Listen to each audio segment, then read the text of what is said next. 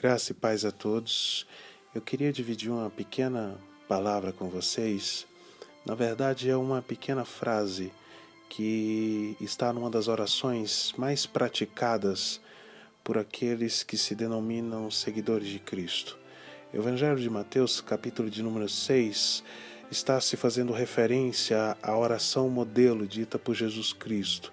E em uma parte dessa oração tem uma frase que diz: mas livra-nos do mal.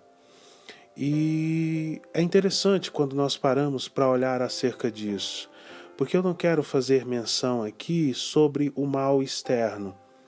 Eu quero ir um pouco mais além para que a gente possa entender que de fato existe um mal muito maior do que aquele que é externo e que em sua maioria, em sua força, habita dentro de nós. Só que às vezes parece meio que absurdo eu declarar sobre o meu senso de justiça que as minhas práticas carregam em si uma maldade. Parece meio absurdo e contraditório eu querer defender e acreditar que as minhas ações são de maldade. Porque nós classificamos maldade, nós colocamos maldade em níveis e em prateleiras. Aquelas maldades que fogem àquilo que nós fomos ensinados e instituídos, aquelas maldades que fogem o alicerce que fomos construídos, nós classificamos como sendo maldades absurdas. Contudo, maldades que nós praticamos em nosso cotidiano, nós apenas a classificamos como sendo tolerada. E aí esse senso de tolerância é que faz com que a gente passe despercebido por ações que estão carregadas de maldade e nós não vemos. Às vezes você olha e fala assim: não tem maldade sobre mim, eu não consigo ver as maldades que habitam sobre a minha vida, mas o nosso falar é um falar de maldade. Quantas vezes, para que nós tenhamos razões, às vezes a gente usa palavras ao custo que for e as palavras acabam ferindo outras pessoas. Às vezes nós, em nossas práticas, nós acabamos simplesmente fazendo com que essa maldade floresça. Quando nós somos indiferentes, quando nós não estendemos a mão quando precisamos estender, quando nós não acolhemos quem precisamos acolher, e às vezes essa maldade está nas nossas condutas, está naquilo que de fato nós somos. Talvez para a maioria, mentira seja coisa natural, mas será que a gente pode parar um pouco para pensar o mal que pode se causar uma mentira dita por mim, mesmo que essa mentira seja pequena, mas nós nunca pensamos na consequência. Eu sempre tenho por mim que a questão de certo e errado é eu condicioná-la, é eu simplesmente olhar e fazer: será que o que eu estou fazendo carrega-se mal ou carrega-se bem?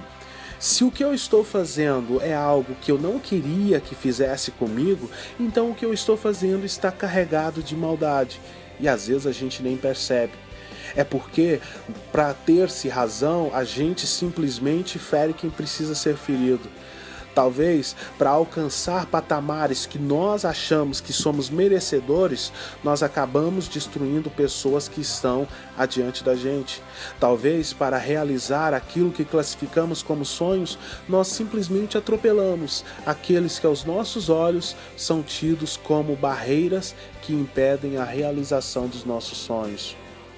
Mas, acima de todas as coisas, existe o querer e a vontade de você entender que o mal que nós carregamos é simplesmente uma afronta à vontade de Deus, uma afronta ao querer de Deus, uma afronta ao próprio Deus. Porque esse mal, ele nunca vai conciliar-se com aquilo que Deus realmente quer sobre as nossas vidas e passa-se a tornar a nossa própria natureza.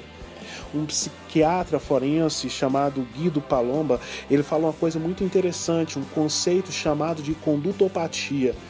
Em tese, a diferença é simples. Psicopatia é uma anomalia mental em que a pessoa vai fazer maldade para alguém que ele não sente empatia.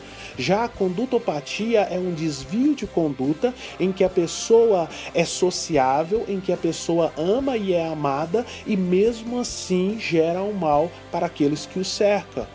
É por isso que Paulo, escrevendo aos Romanos, capítulo de número 7, diz que o bem que ele deseja fazer, ele não faz.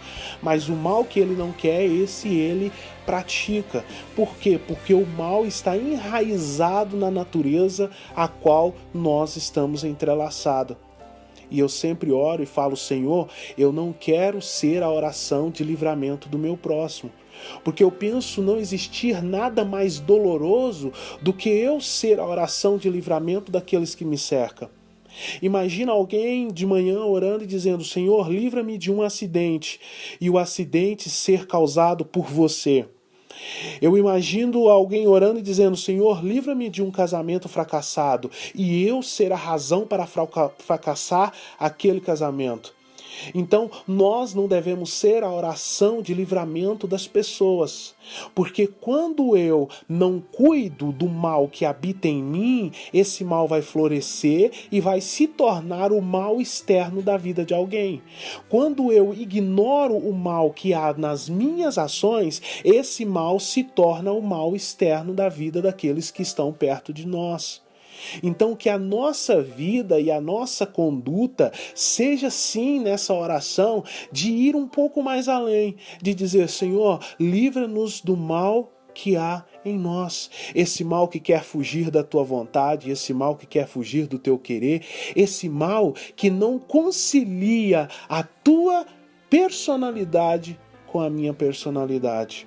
Que nós, mesmo na nossa maior ignorância, possamos entender que quando nós ignoramos o mal que há em nós, nós estamos sujeitando a ser mal na vida de alguém, a ser a oração de livramento da vida de alguém. Que nós possamos, em Cristo, a cada dia, nos tornar bem na vida daqueles que nos cercam. Amém? Fique com Deus.